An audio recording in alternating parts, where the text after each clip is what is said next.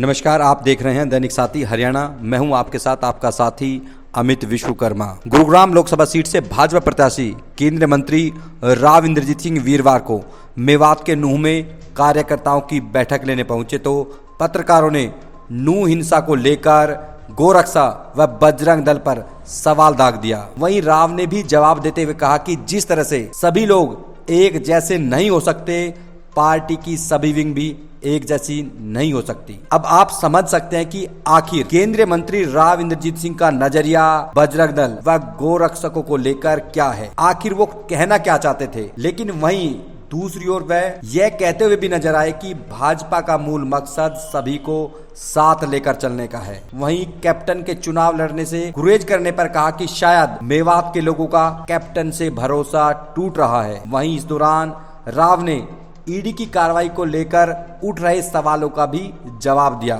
वहीं उन्होंने सभी कार्यकर्ताओं से गांव-गांव जाकर चुनाव प्रचार में जुटने का भी आह्वान किया। अब आपको दिखाते हैं कि नूह में किस तरह से केंद्रीय मंत्री राव इंद्रजीत सिंह पत्रकारों के सवालों के जवाब देते हुए दिखाई दिए, खासकर नूह हिंसा से जुड़े मामले को लेकर।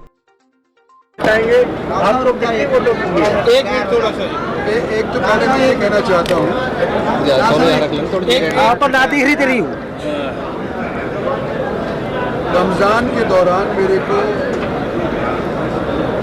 नूह में आने का अवसर मिला।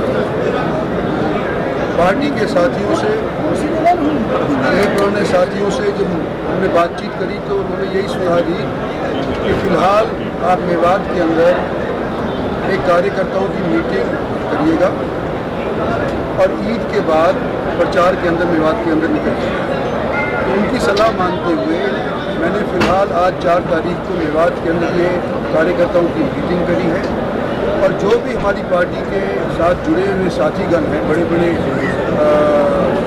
अहमियत रखने वाले जितने भी हमारे साथी हैं, वो सारे आज यहाँ पर उपस्थित हैं और सबने आज के दिन ये आह्वान किया है कि न केवल हम बल्कि हमारे जितने भी साथी जो यहाँ उपस्थित नहीं हो पाए हैं उनको गांव-गांव के अंदर जा करके, मोहल्ले के अंदर जा करके वोट मांगेंगे। भारतीय जनता पार्टी के लिए मांगेंगे, कमल के फूल के लिए वोट मांगेंगे और आने वाले समय के अंदर पहले की बनस्पत कहीं ज़्यादा तादाद से आपको विवाद से हम वोट लोगों की बात को मेरे को यकीन है। मैं उम्मीद करता हूँ इस बार विवाद से भी मैं भारी बहुमत से जीत करके गौरक्षा दल, बजरंग दल और नूह हिंसा हुई, आपको लगता है कि क्या उसका कोई नुकसान पार्टी को होगा?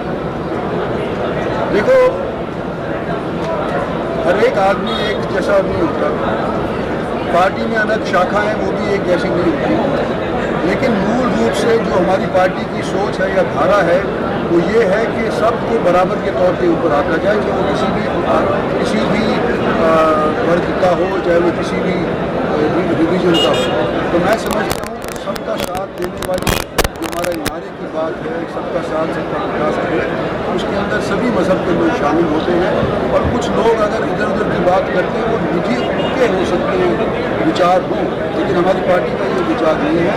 हमारी पार्टी का तो यही विचार है, हमारे प्रधानमंत्री का यही विचार है कि सबको साथ लेकर के हिंदुस्तान को अगले 25 साल के अंदर जब हम 100 साल पूरा कर लेंगे आज़ादी का, उस टाइम तक भारत को विकसित देश बना करके हम दुनिया के मानचित्र के ऊपर खड़ा आपके सामने लड़ने में बुरे मुझे नहीं पता कि गुरेज कर रहे हैं नहीं कर रहे हैं, लेकिन अगर वो कुछ इस बारे में सोच विचार कर रहे हैं तो आमतौर के ऊपर आप मेवात के जो लोग हैं उनके ऊपर उनको ज़्यादा भरोसा था और इस बार वो भरोसा टूटता नजर आ रहा है। इसी वजह शायद दोबारा से चूटने की नौबत आ रही है।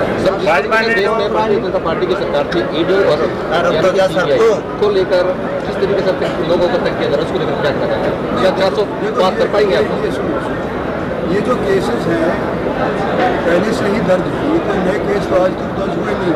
तो जैसे हिंदुस्तान की न्यायपालिका है, हम भी वकील हैं, ये भी वकील हैं और भी साथी जहाँ पर वकील बैठे हैं, हिंदुस्तान में जुर्म करने के बाद कई साल बीत जाते हैं सजा मिलने तक। न्याय प्रक्रिया इस किस्म की है।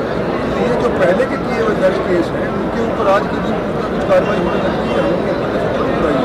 इंडिपेंडेंट एजेंसी राव साहब, भाजपा ने 10 उम्मीदवार अब तक उतारे हैं। कांग्रेस कहती है कि 6 उनमें कांग्रेसी हैं, तो भाजपा के पास क्या लड़ने के लिए उम्मीदवार नहीं है?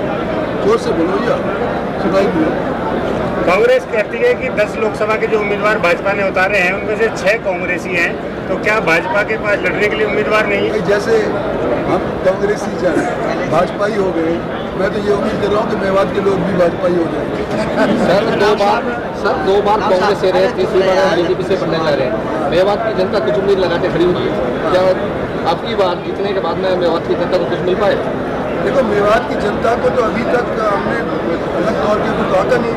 हरियाणा सरकार ने, भारत सरकार ने, और जो अभी जिक्र हुआ था कि भाई मेवात के अंदर रेल की पटरी जरूर पूछनी चाहिए, तो पिछले साल का जो बजट था उसके अंदर एक खाता खुल गया है। बिना खाता खुले उसके अंदर पैसा दर्ज नहीं होता है। तो ये जो हमारी रेलवे लाइन की जो हमने ऐलान किया था आज से 5-7 साल बरस पहले तो उसके ऊपर हम अमल नहीं कर पाए क्योंकि रेलवे के पास इतना पैसा नहीं था। लेकिन अब आज के दिन जब हमारा देश समृद्ध हो रहा है, हमारे खजाने के अंदर पैसा है, तो मेरे को पूरी उम्मीद है कि आने वाले समय के अंदर 5 साल के अंदर मेवात के अंदर रेल चीज़ हो नहीं सकती। कई चीज़ मिल करके जैसे मुट्ठी बंद होती है, तो आज के दिन मेवात की मुट्ठी बंद नजर आ रही है। उसके अंदर हमारे पुराने नेता जो दूसरी पार्टियों में थे वो शामिल हुए हैं भारतीय जनता पार्टी में, वो भी है। भारतीय जनता पार्टी की केंद्र की नीतियाँ वो भी है। हरियाणा सरकार की नीतियाँ रही हैं, सबको बराबर की आदमी की नीति सही है। और मैं समझता हूँ कि ऊपर ये भय था कुछ लोगों के अंदर कि शायद अगर भारतीय जनता पार्टी की सरकार बना दे तो हमारा तेल निकाल देगी। तो ये जो भड़काऊ विचार लोगों ने मेवात के लोगों के अंदर डाल दिए थे, तो लोगों ने तो देखा है कि भाई अभी इस तरह का तो वातावरण है नहीं।